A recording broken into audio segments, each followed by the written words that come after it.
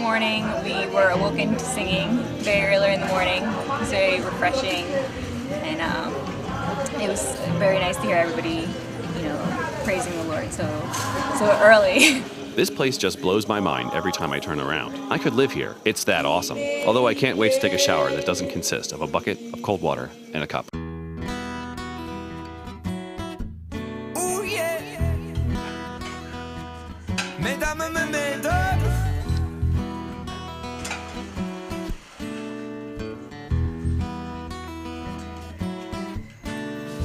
Attrape-moi si tu veux, voilà le cri docile.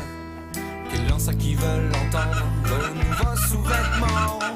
Les aficionados de ce nouvel ustensile ne vous ressemblent pas pourtant.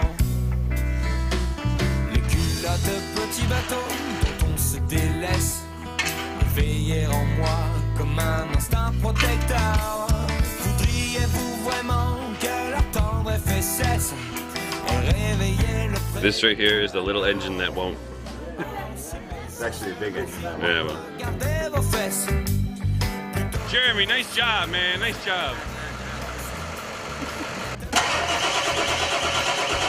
I didn't let it go. Get closer, get closer. Stand where you were standing. All right, try it again. Give me the intensity. One thing I learned on this trip is that when unforeseen things happen, like the flat tire or the truck not starting, God is telling you to slow down and take a look around. These times helped us gel as a group and gave us more time to interact with the people we were here to serve. Now your hands are going to smell fantastic.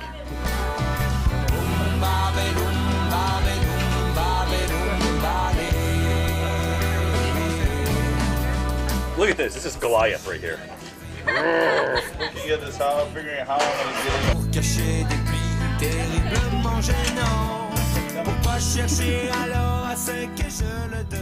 We assembled benches, with our brothers and sisters here, Damé Marie. We nailed them together and then sanded them and painted them. So now I believe we have 20 benches.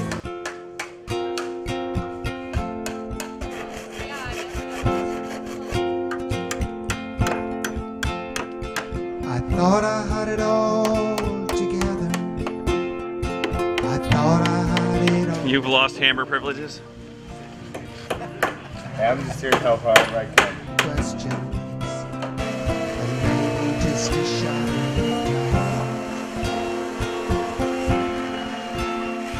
And I knew I was excited to work with the benches. I actually learned how to hammer and nail because I had never done that before. I got to work with Joe and Woody to actually build the benches. no one. Well, we're making do with what we have. We don't necessarily have the proper tools, but with tools they have, we're able to improvise. The screws aren't long enough, so we're able to at least countersink them a little bit, get them in there a little deeper. As the team began working on the benches, I had to break off and go with Serge, one of the Haitians who works for RMI, plus 2 others, to go pick up the 20 goats for which people in the States had donated money. The goats just took off with the church, and everybody was excited about that, something very material that they could give, something that would be an ongoing gift to any family that we were able to give them to, because the goats themselves don't take any care. They have kids, and then you can either sell that goat or you can eat that goat child. There's goat milk if you want to go in that direction. The guys would grab each goat, tie their front legs and their back legs, and wing them into the back of the pickup. Now, I've heard a goat make its normal sound, but I've never heard one scream. That was a new experience. We've got to run away. The goat ran about a quarter mile down the mountain before the guys caught her trying to go over the edge. The escapee has been captured. All the while with me following behind with the camera. I felt like I was on an episode of Cops.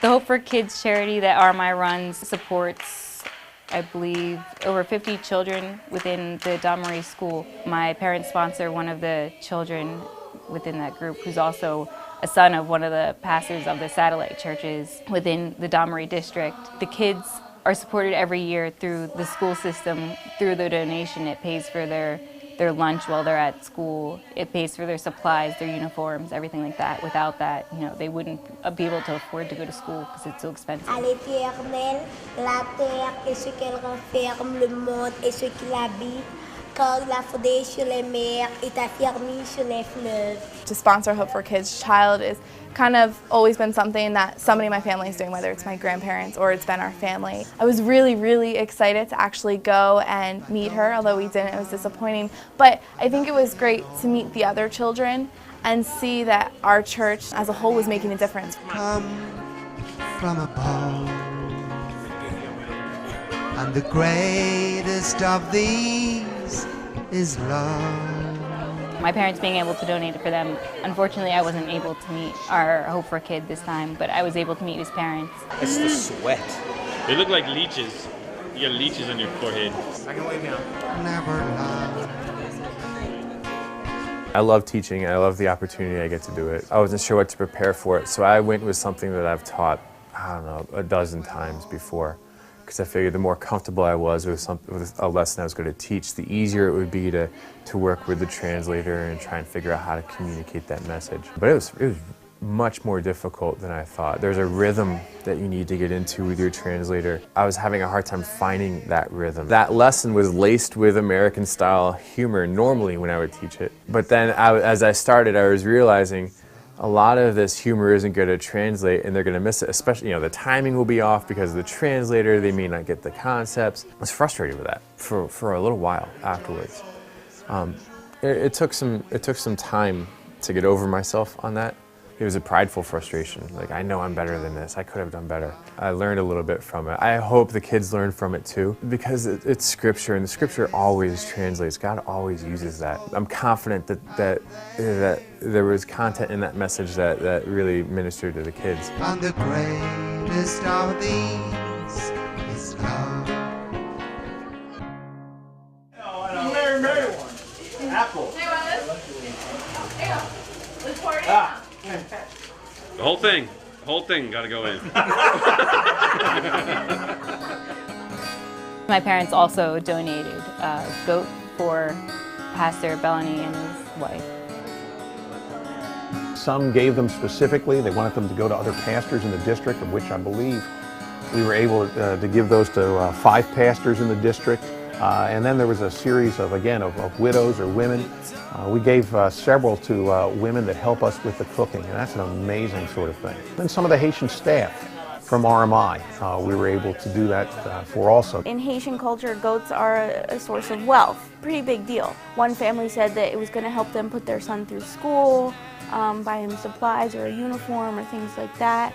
But it'll be a sustainable income for these folks for as long as they choose to have them, and if they ever got in financial distress, it's possible then to sell that goat. So really what that is, it's almost like a savings account on 4 legs. It was kind of a circus. We had 18 goats and they were just everywhere. They were making noise and scrambling around, and there was this one goat and he was definitely the alpha male of all the goats. And as we were giving them out, I was standing in the door to the church up a few steps, and someone let him loose. I don't know why or what they were thinking or how it happened. We're gonna have babies already. No, this guy's No. Yeah, Chris. He's looking. Yeah, I know what he's looking at.